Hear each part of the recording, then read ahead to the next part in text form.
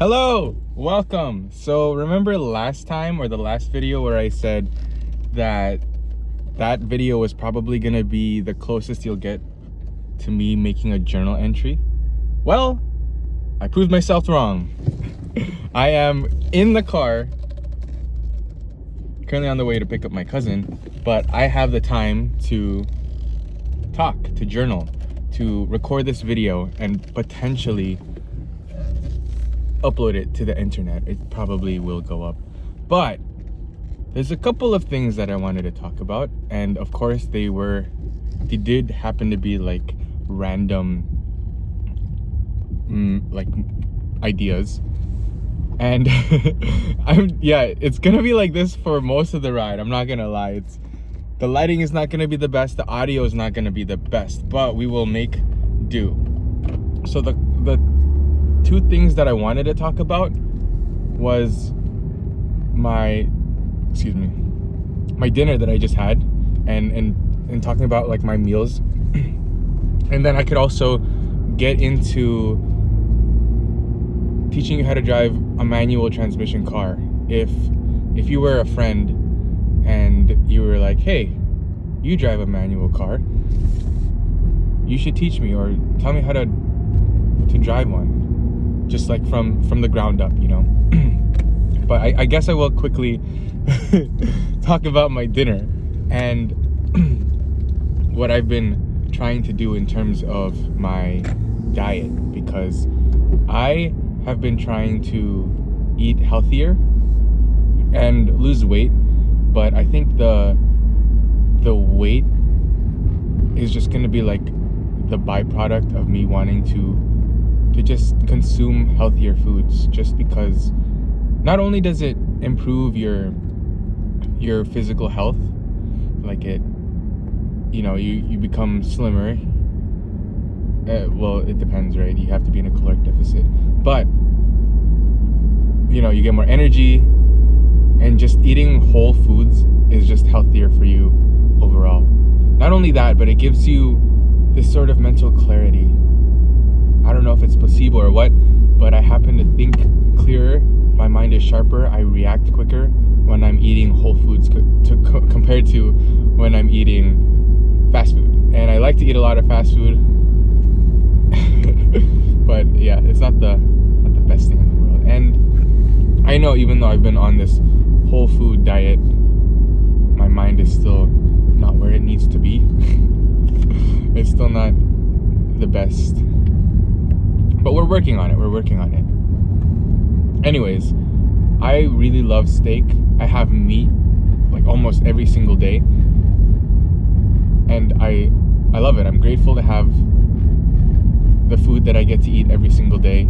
It's mostly ribeye, and then I would have it with eggs and avocado, right? And I haven't gotten sick of it yet, but I decided to try something recently. This is my second time doing it, and it's just to make a garlic butter sauce. And I love garlic butter. Garlic butter is like one of my favorite sauces. And now, like, I've always wondered where you would get them, like buy them in bulk or something, like, or a sauce, or like a bottle. But now I can just make it at home with the ingredients that I have. So it's literally just the chopped onion seasoning, the granulated onion powder thingy. They're both from Costco. You can get them anywhere. Salt and butter. So you melt the butter. I like to put in the steak juices with the butter, melt it down, and then I would mix in the onion, chopped onion, the granulated ginger. Wait, what is it? Garlic. And then the salt, just to taste. Okay, you could add a lot of garlic, a lot of onions, and then you could add salt to taste, but you could go kind of crazy on the onion and garlic, and that is amazing. It's bomb. I love it, and it's a new way to spice up my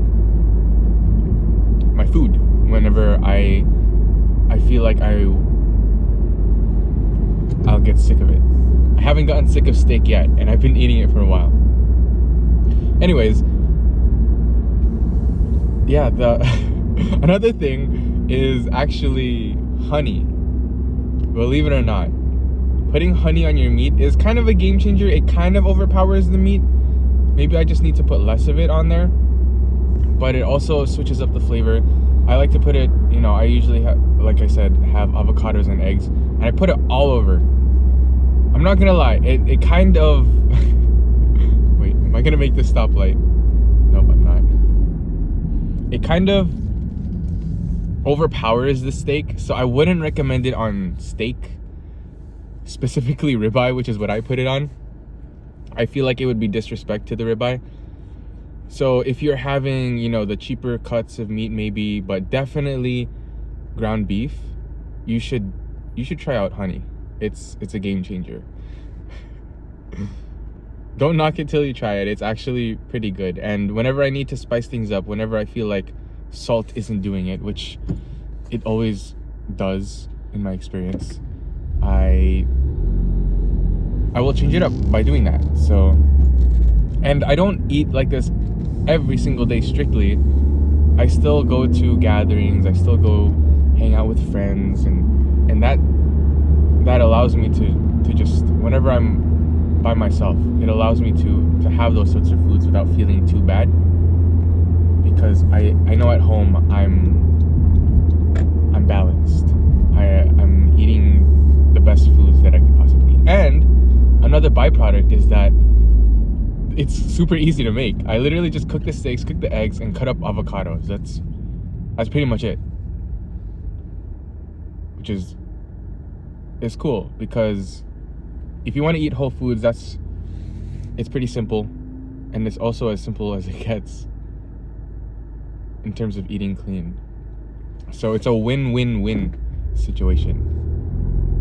So moving on, I shall teach you how to drive a manual transmission car without any visuals, because I am driving. So, this is gonna be a tough one. I'm assuming you already know how to drive an automatic transmission car. So there's the brake and the gas, but then there's gonna be another pedal to your left, to the left of the brake, which is the clutch. The clutch is what you're gonna be using to switch in between the gears. There are gears from 1 through 6. Sometimes there's only 5 gears. It depends on the car. The newer cars usually have 6 gears. And then the reverse depends on the car itself. So sometimes it's all the way to the right and then all the way down. Sometimes you have to lift up a part of the shifter and then put it into where first gear would be. It just all depends. And this is as basic as I can get, because there's a lot of things that, like, there's already a lot of variables when it comes to driving, and stick shift adds even more.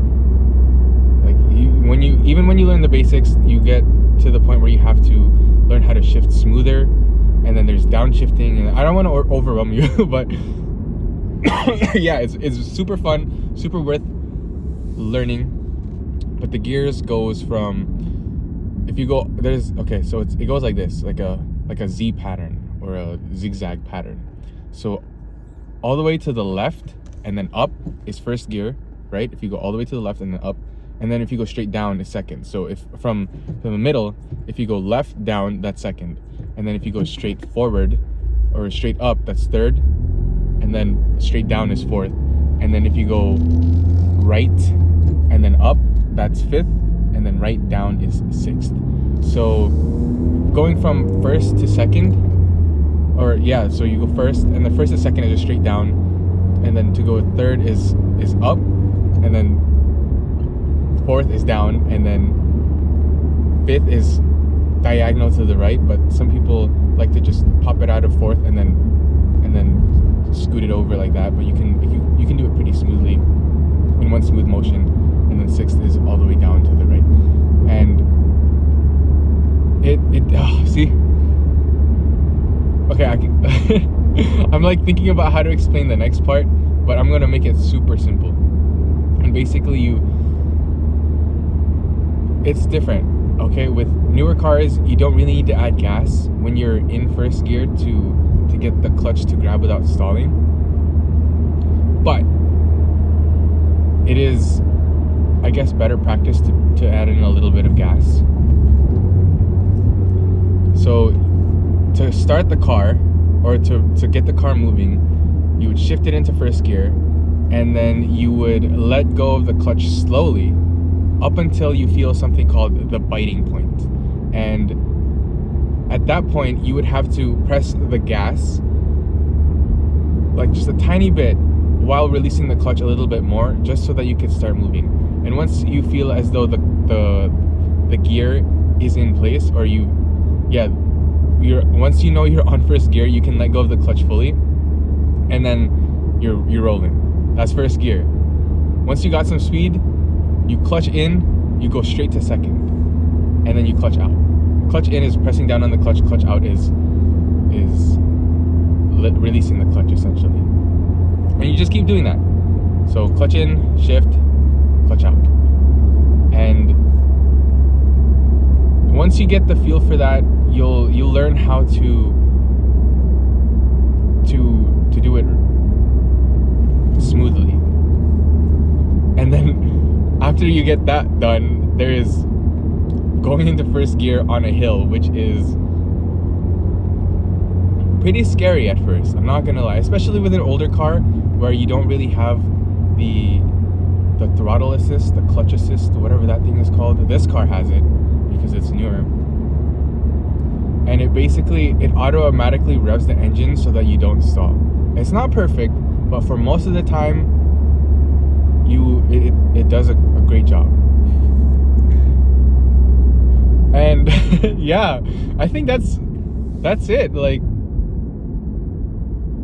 to be honest, explaining how to drive manual transmission smoothly is a whole different story. And most of the time, I can only tell you so much. You have to drive the specific car and get a feel, because it's slightly different between each cars.